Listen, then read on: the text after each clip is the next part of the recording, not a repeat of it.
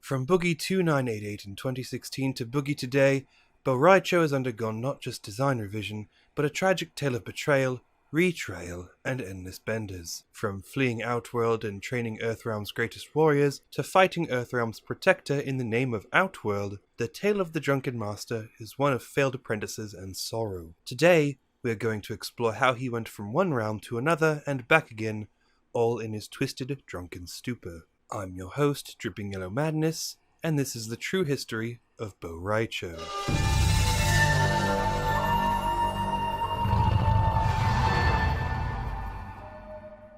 You would think the tale begins with his debut, but his history takes us even further back than that. With the death of the Dragon Emperor Onaga, Shao Kahn's rise to power was almost entirely unchallenged. Indeed, it would be Bo Rai Cho, a martial arts master renowned for his liquor and his battle with the Tarkatan warriors, who would challenge him. But war is costly, and Bo Rai Cho was only one man, and while he himself had proven the better of Baraka, he was no match for an entire army of Tarkatan warriors. Forced to flee his home with his transvestite brother Li Mei, I'm a dick, he's a dick, she's a dick, 'cause we're all dead. He wandered Earthrealm in a relatively drunken stupor until Shang Tsung began sponsoring the Mortal Kombat tournaments. Knowing the sorcerer's treachery and his servitude to Shao Kahn, Bo Rai Cho found himself at the Wuxi Temple, training students to compete against Outworld.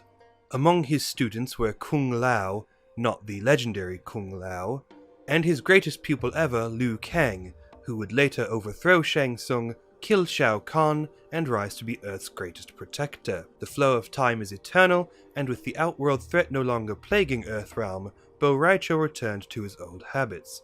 His drinking had become uncontrollable, and he would stay out late at night, swerving madly in his used Toyota Corolla as he made his way between bars and nightclubs. Things would take an even greater turn for the worse, however, after his greatest pupil would be killed. I wanted to create a character who was sloppy, just a downright mess. We didn't have that, and unlike every other fighting game, we also didn't have that teacher-style character.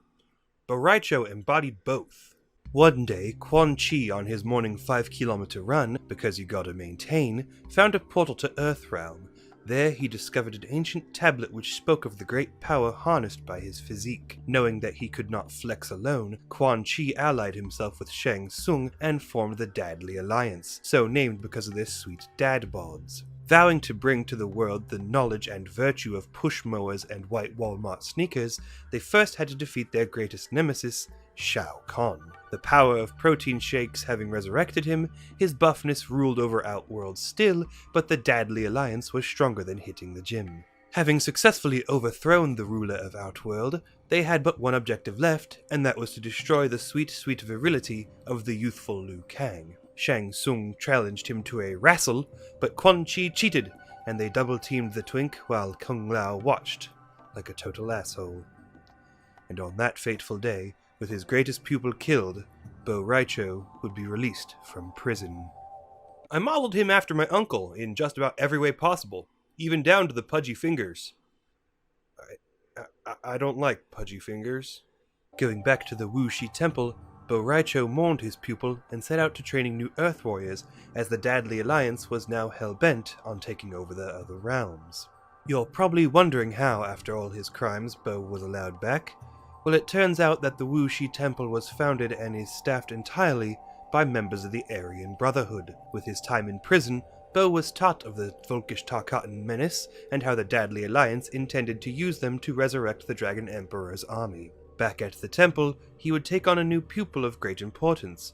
Whereas Liu Kang was his greatest student, Shujinko would be his absolute worst. Starting the boy at an early age, he would bring Shujinko to his own house for extensive training. I train my most promising students here at my home, away from prying eyes, to assure that my secrets are known only to those I trust. Secrets indeed. And what secrets could a Nazi drunken master from Outworld hold? As of yet, it was entirely unknown. But as Shujinko set out on his quest for the Kamidogu, led on by an impostor posing as an elder god, Bo Rai Cho would conduct his secret training with the corpse of his deceased pupil. Using ancient magic he learned from his time in prison, he was able to reanimate the corpse of Liu Kang to help him fight against the menace of the Volkish Tarkatan. Meanwhile, the weight of Bo Rai Cho's training had finally taken its toll on Shujinko, and somehow he turned into an old man just in time to accidentally resurrect Onaga, the former emperor of Outworld.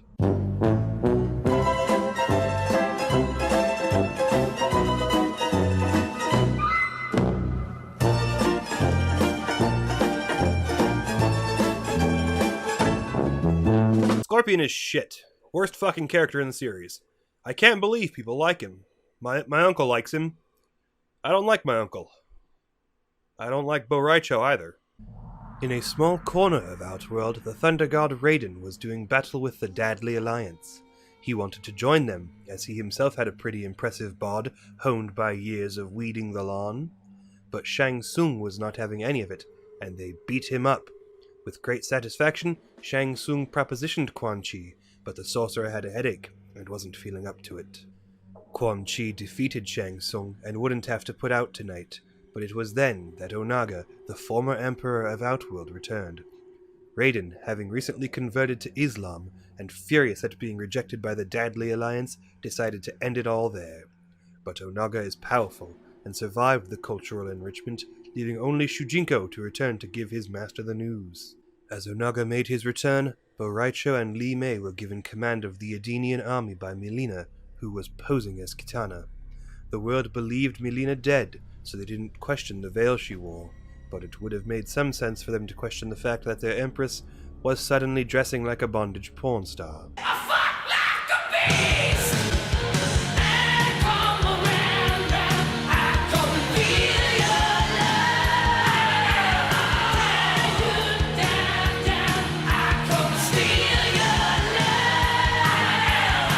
Anyway, as Bo fought the Tarkatan warriors, all seemed lost, but as the hour grew its darkest, the spirit of his greatest pupil would come to visit him and unearth the secrets of his tutelage in that hidden cabin.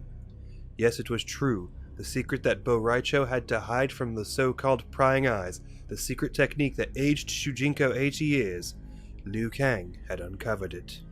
Bo Rai Cho has definitely touched kids. It's where his power comes from. The Nazi drunken master molested those poor kids, granting him unmatched martial arts mastery. And just as Liu Kang discovered this, just as the massive armies met to decide the fate of the world, just as for some reason Shao Kahn was back and so was Onaga, the Elder God's safeguard was put into place. Somehow it all came down to Raiden and Shao Kahn, one man who somehow survived a successful suicide bombing, and another who nobody really knows how he survived, fought atop the Great Temple. But time flows differently in Lordran, and Raiden totally cheated and sent visions back in time to change the fate of the world. And as the world was ripped back, and Liu Kang traveled to Outworld to fight in his first Mortal Kombat tournament, Bo Rai Cho, now with a clean record, happily trained students at the Wuxi Temple, oblivious to all that had taken place. For it all, the world fell apart. Earth was plunged into near-endless war, and Bo Rai Cho's pupil would be killed once again, this time at the hands of Earth's protector.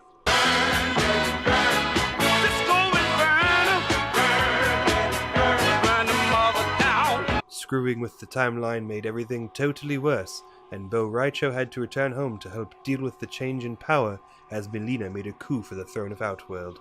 Not much of significance happened from there, and as of the end of Mortal Kombat 10, Bo Rai Cho is seen squaring off against Raiden, who has recently converted to Islam in this timeline as well. And there you have it, dear viewers. From a renowned teacher to a child-molesting Nazi, back to a renowned martial arts master, Bo Rai Cho's story is truly an odd one. And there is one lesson we can learn from his odyssey, and that is that Mileena is best waifu, and anyone who says differently bangs dudes. I'm Dripping Yellow Madness, and if you liked what you saw, why not click the like button? Remember to subscribe, and if you want to be informed of future videos, click on the bell icon. Head on over to patreon.com/howmanyeggscanifitInmymouth and pledge now to vote on which story we'll discuss next, Cabal's STDs or Tanya and Sindel's college days. After that, you can join our Discord where we have illicit and implicating conversations with each other, and then you can follow me on every social media platform ever invented for more vapid content.